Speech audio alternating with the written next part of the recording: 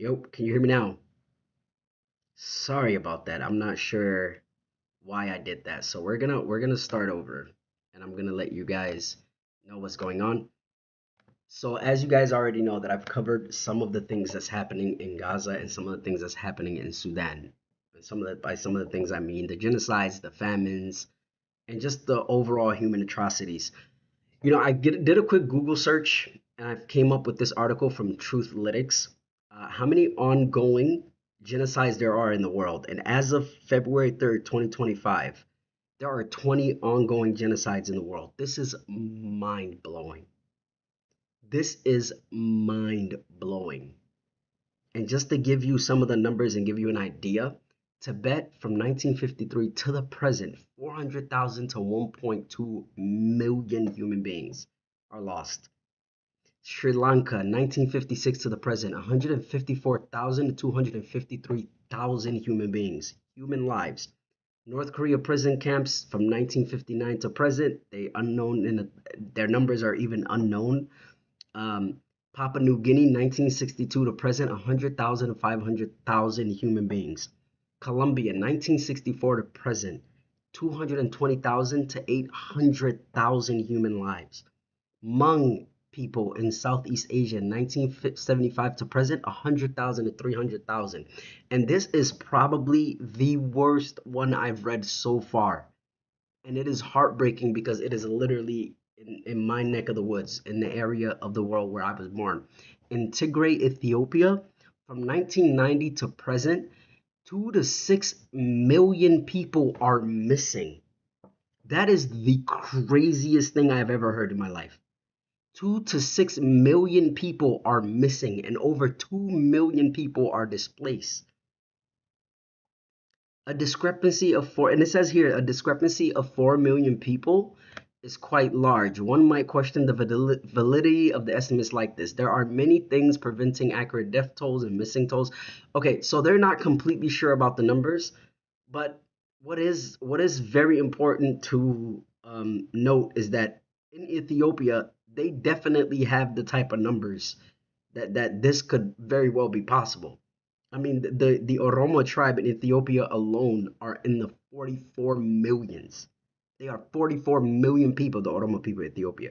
So for Ethiopia to like these numbers, as unbelievable as they are, it is quite possible because that is such a small number compared to how many people actually, live in that country.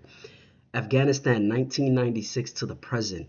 Unknown amount of ethnic minorities, especially Hazara people, killed in the dozens of massacres, including the Mazar-e-Sharif massacre, when 2,000 to 20,000 people lost their lives or were taken out. Democratic Republic of Congo, early 2000s to present, and what we'll be talking about today is unknown number of deaths due to arsenal artisanal mining in a slave-like conditions, and over 5.5 million people are displaced. This is what we're going to be talking about today. Darfur, Sudan, 2003 to present, 98,000 to 500,000 people were killed, and at least 10.7 million people are displaced. And it just goes on. Mali, Libya, Syria, Yemen, China, Burkina Faso, Cameroon, Myanmar, Ukraine, and in Gaza, finally, which is the most recent of ones. And I find it, and that's why I said we're gonna take this website to, with a grain of salt, because I know for a fact that whatever was going on in Gaza did not start in 2023. Now, an actual being, classifying whatever's happening being classified as an actual genocide may have started in 2023, but those people have been oppressed since the early 1930s. I just wanted to give you guys that rundown, and just to kind of put things into perspective of how crazy what's going on in the world today is, and how every superpower in the world wants to, somehow play like they all want to point the finger at each other. You know what I mean? The superpowers of the East always point a finger at the West for what's going on in Gaza, and then the superpowers of the West always are pointing fingers at the superpowers of the East for what's happening in Southeast Asia and different random parts of Asia, like the 2 million, Uyghurs, Muslims that are in concentration camps, and it's all a game. It's a game. It's all a game of hot potato. Like you take blame, I take blame, you take blame, I take blame, and somehow there's so much going on that we don't know who the good guys are and who the bad guys are. Unfortunately, um, we're gonna go. I'm gonna go ahead and play this clip right now. This is gonna give us a quick breakdown and a quick rundown of what's happening in the Congo. So let's check this out.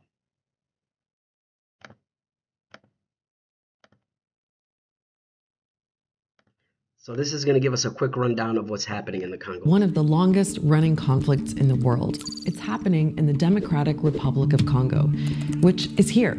People also call it the DRC, or sometimes just Congo.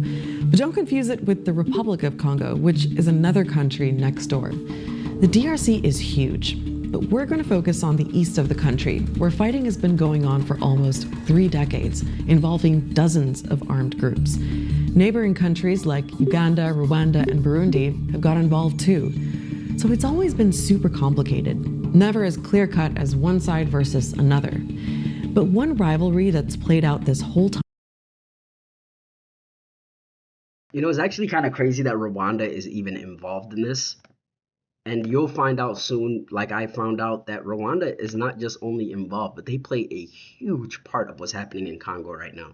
And this is the same Rwanda that had, that horrific genocide and civil war, 20, 30 years ago?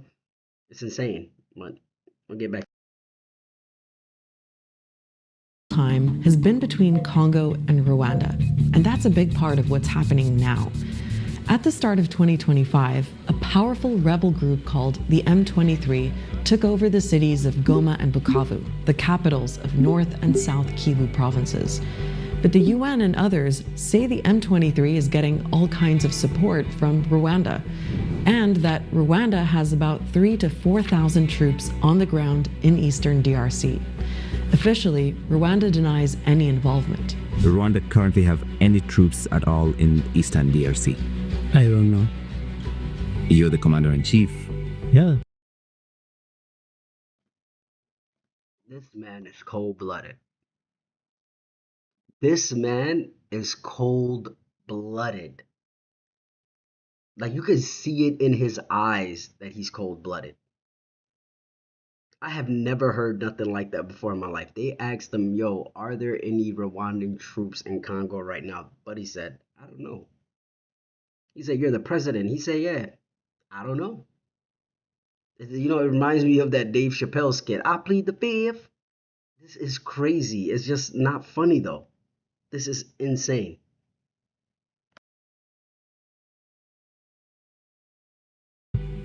There are many things I don't know. The M23 did not come back on its own. That currently have any troops at all in eastern DRC? I don't know. You're the commander-in-chief. Yeah. There are many things I don't know. The M23 did not come back on its own. It came back because Rwanda backed it. It's part of an ongoing tension and conflict between Congo and Rwanda for 30 years now.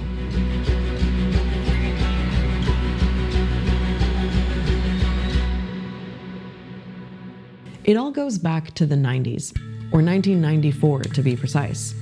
That's when the genocide in Rwanda happened. In just 100 days, extremists from the majority ethnic group in Rwanda, the Hutus, killed around 800,000 people. Most of them were Tutsis, a minority ethnic group. The genocide ended when a Tutsi-led rebel group took control of the capital Kigali and seized power. And by the way, one of the leaders of that group was Paul Kagame, who's the current president of Rwanda and has been since the year 2000.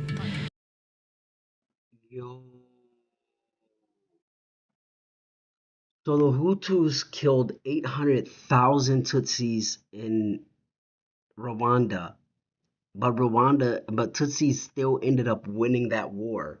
And one of the leaders of the Tutsis, army or rebel group is the current president of Rwanda. That is crazy. Now, during and after the genocide, hundreds of thousands of Hutus fled over the border to refugee camps in DRC. But among them were some of the extremists who took part in the killings. They then started to remobilize and carried with them the anti-Tutsi ideology that had stimulated the genocide in Rwanda, and therefore Kigali saw them as enemies. 2 years after the genocide, Rwanda invaded DRC to go after these Hutu militia groups. And that kicked off what's known as the First Congo War. Other countries, including Uganda and Burundi, joined the fight. They all went after Congo's president, who'd been in power for more than 30 years, kicked him out, and installed a new government. But they soon fell out with that new government, and that triggered another, even bigger war. The war ended with a peace deal. It included elections and a process to integrate various rebel groups into the Congolese army. But that deal never really brought peace, particularly in eastern Congo. It's what some analysts call a no peace, no war situation. There's a proliferation of armed groups. The army has remained fragmented and also very abusive and criminalized. And then internationally, although the Rwandan and Ugandan governments, who were heavily involved, of course, in the civil war, have formally agreed to pull out their troops from eastern DRC in the early 2000s, they never really agreed to reduce their influence. 20 years later, eastern Congo is still being fought over. One of the main features of the conflict has been a series of rebellions by Congolese Tutsi groups, often backed by Rwanda. These groups have evolved over time, but the M23 is the latest. This is actually crazy. So basically, what's happening in Congo right now is just a continuation of what was happening in Rwanda. It's still the same two groups that are fighting, the Hutus and the Tutsis. And basically, the Hutus killed a lot of Tutsis in the Rwandan genocide. And now that the Tutsis are in control in Rwanda, they're going after Hutus in Congo. That is insane. So basically, this whole thing is still connected to what was happening back then, day one. Iteration, and has become the most powerful. It emerged in 2012 and got its name from a peace deal that had been signed 3 years earlier, a deal the M23 says the Congolese government never fully implemented. The M23 actually managed to capture Goma back in 2012, but were forced to withdraw after just 10 days. And for a few years after that, the M23 were essentially out of the picture, but they came back in 2021. And have been gaining more and more territory since then. Kigali-backed M23 rebels ramped up their lightning offensive in the east of DR Congo.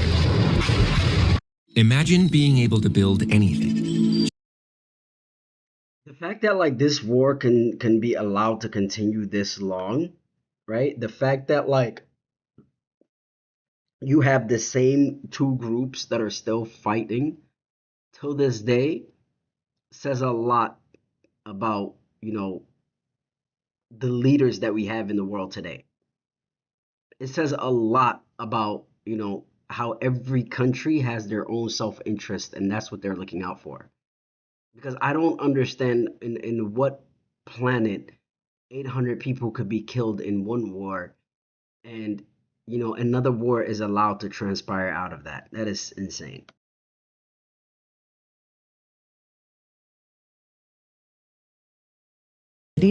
Shows just how powerful they've become. Calm has returned to Bukavu and people are getting back their daily lives. Rwandan-backed M23 rebels now aiming for the city of Uvira. Uvira would be the third major city in M23's advance in eastern DRC in a matter of weeks.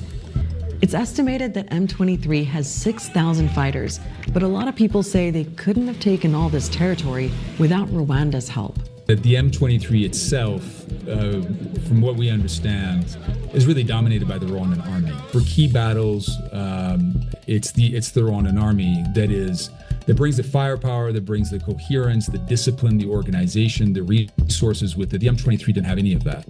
If it hadn't been for the Rwandan army, we wouldn't be here today. If also you see the number of Rwandan military who are fighting alongside M23. One will wonder if it is the M23 is backed by Rwanda, or if Rwanda is intervening, just accompanied by M23.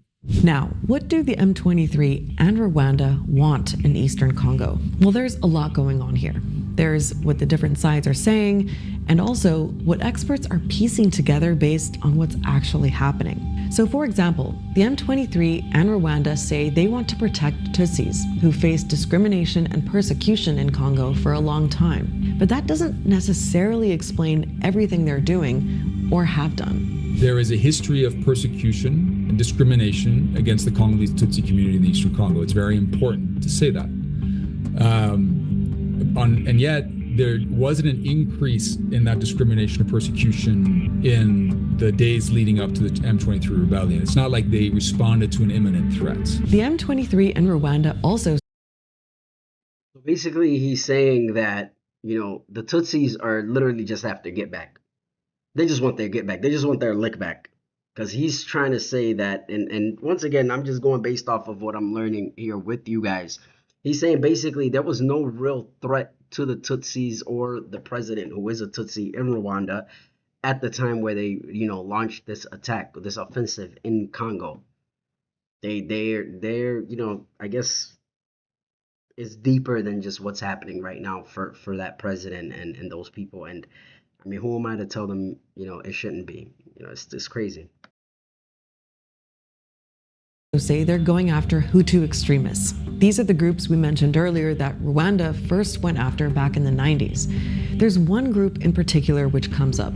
It's called the FDLR, and Rwanda still sees it as a security threat. The FDLR question has to be answered. We have to find a solution. That is something Rwanda has been always bringing up, even when, according to the UN report, according to many actors in the region, according to Rwandan officials themselves, the threat to Rwanda that represented FDLR has changed completely over years. The genocide has such a foundational role in Rwandan society that it's impossible to actually disentangle genuine security concern. It's actually crazy because it actually reminds me of what's happening right now in Gaza, right? Like, so basically you have a leader who's like, listen, my people are being threatened and I'm fighting for the life and for the security of my people here in our country. And that echoes exactly what's going on with what Netanyahu is saying, even though by, just based off the reports of the international community, based off reports of people in the actual conflict zone, they're like, no, that threat doesn't really exist. So, I mean, it's, I don't know it, but it does sound like a ploy to just stay in power and continue to, like, I don't know. We'll see.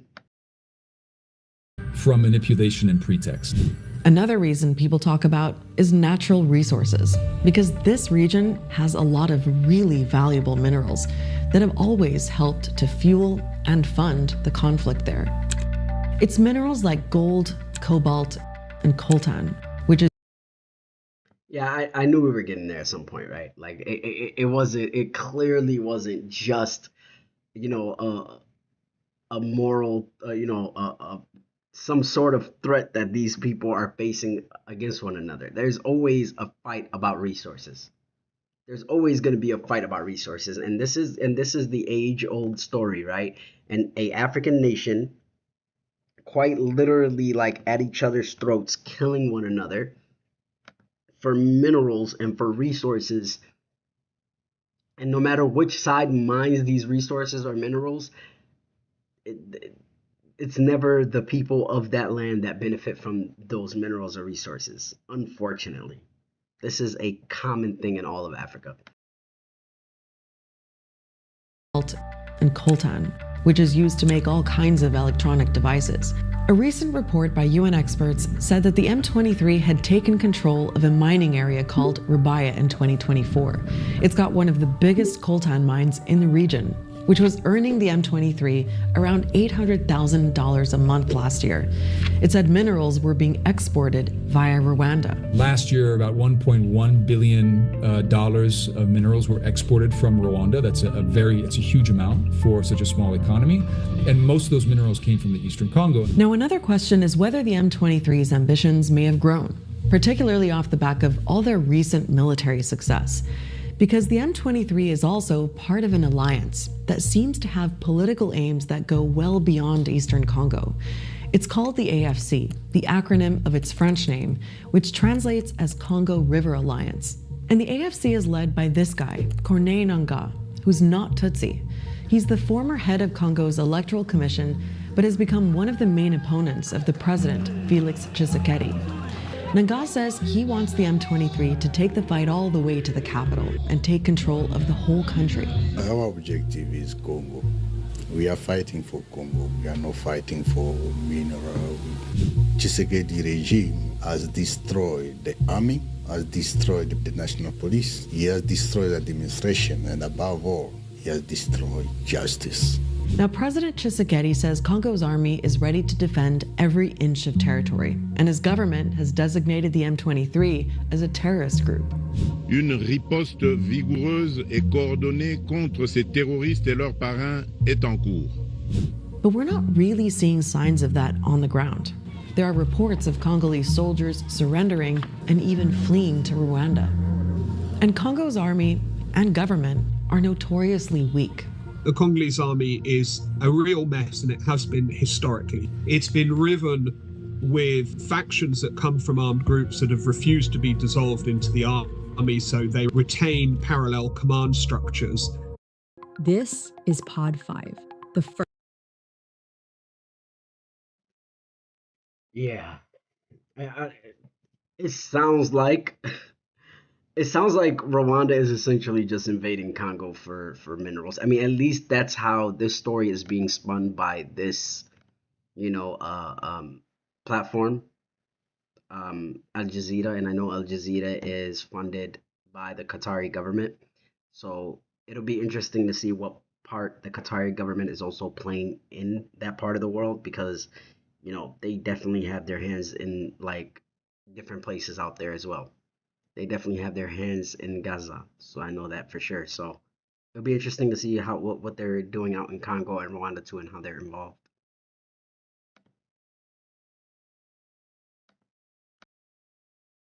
Army that's extremely corrupt, and all issues of pay and resources are the subject of very severe infighting amongst senior military.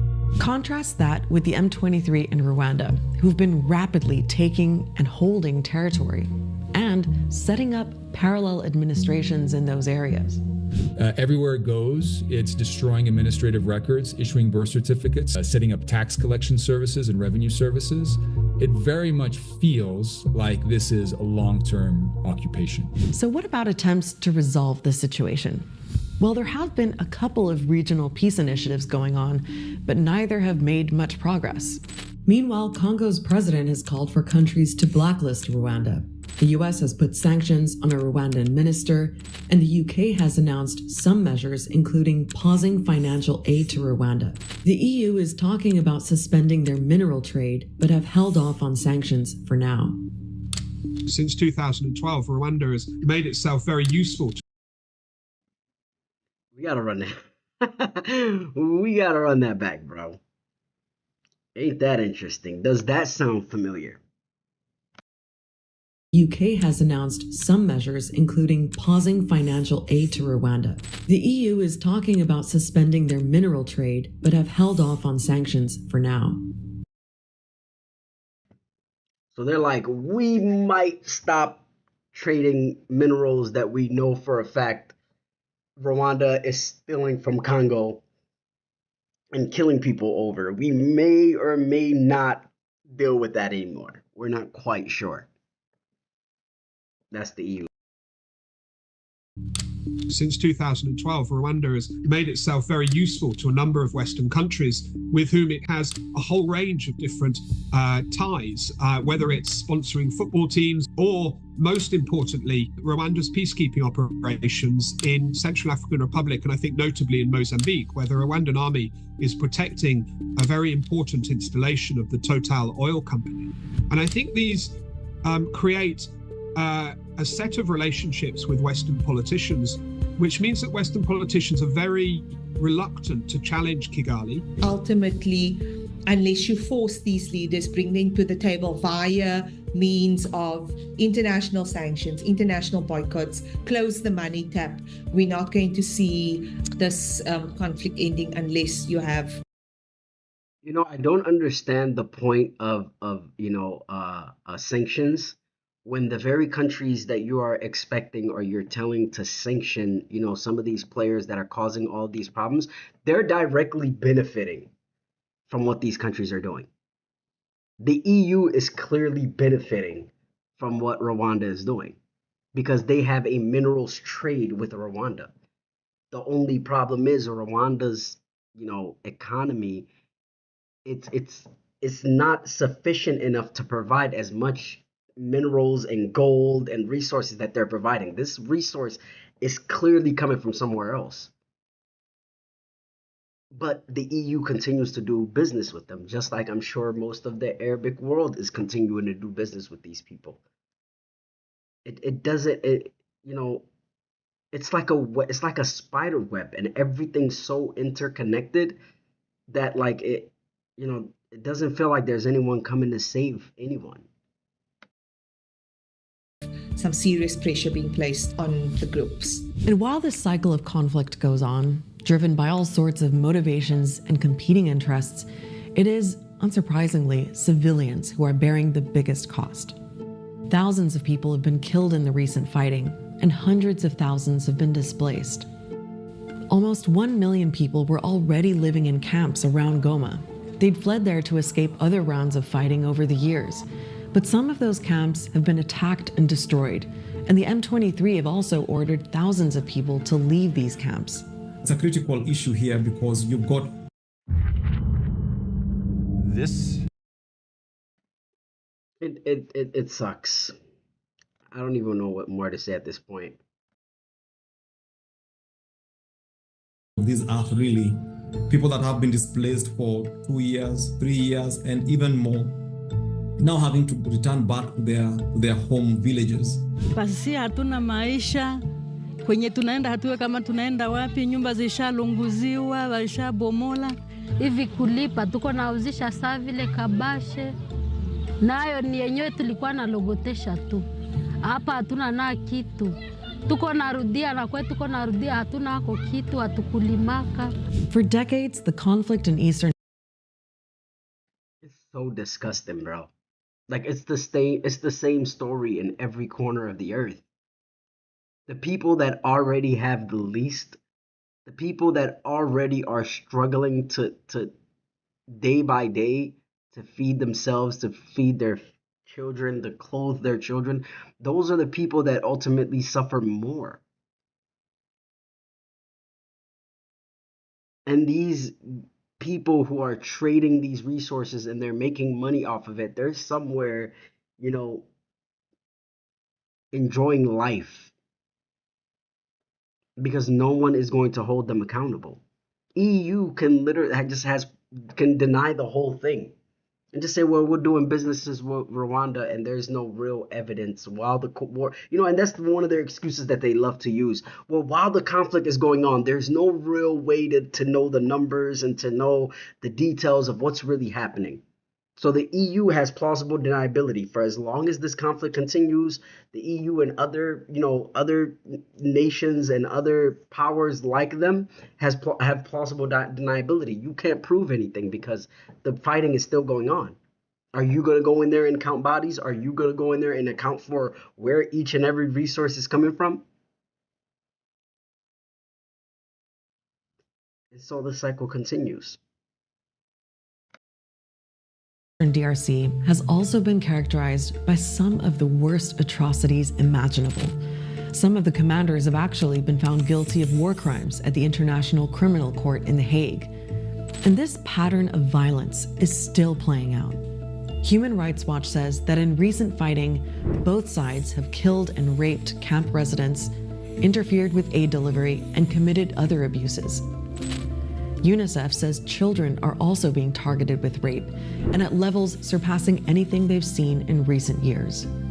The UN has accused the M23 of executing children. I honestly don't think we've heard the extent of the humanitarian crisis unfolding. Sexual and gender-based violence directed at children, at women, has really left scars that will continue on in individual community lives for years to come. At the end of the day, it's 30 years of suffering for millions of Congolese people who do not have anything to do with the interests of one or another and who only want to live in a peaceful country. At Start Here, we cover topics.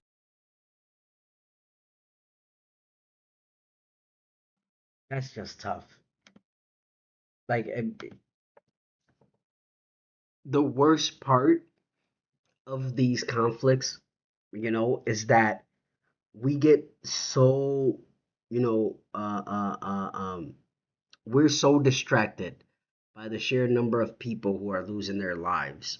We are so distracted by, the famine that comes with it, with war and with fighting and with genocide. We're so distracted by the hunger that, that's being displayed and people that are losing their lives to literally starvation.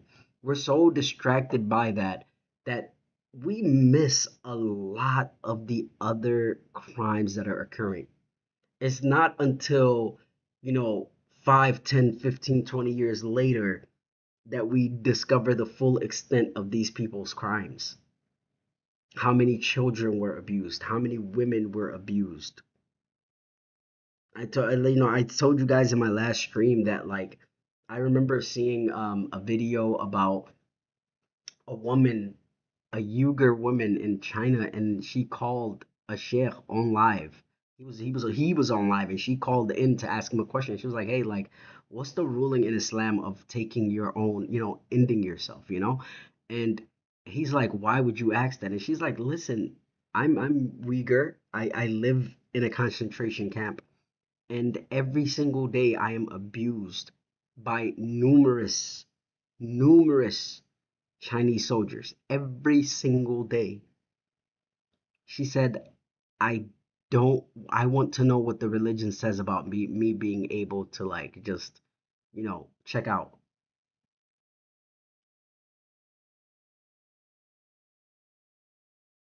That's where some people are in life right now. That's where some people are in life right now. I don't know what else to say, man. Thank you for watching.